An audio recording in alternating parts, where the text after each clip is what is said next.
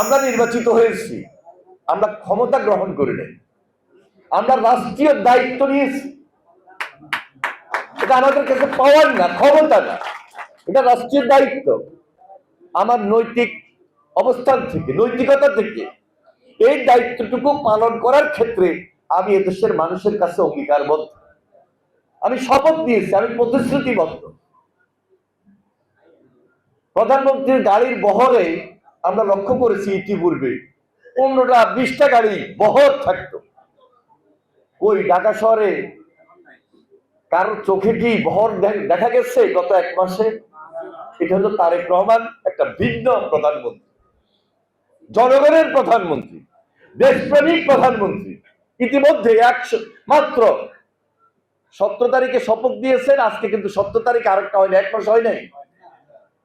ইতিমধ্যে জনগণের বিবেকে নাড়া দিয়েছে যে না, তারেক রহমানের পক্ষেই সম্ভব এই দেশ পরিচালনা করা। এই দেশে কি 1-2 কোটি মানুষ? কোটি কোটি মানুষ, মাথা যদি গণেন 20 কোটির উপরে মানুষ।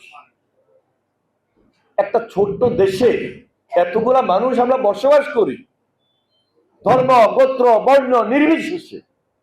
আমরা যারা বাংলাদেশি, আমরা যারা এই বাংলাদেশে বসবাস করি, তারা সবাই কিন্তু এই দেশের প্রতি আমাদের মায়া, মমতা, দরদ।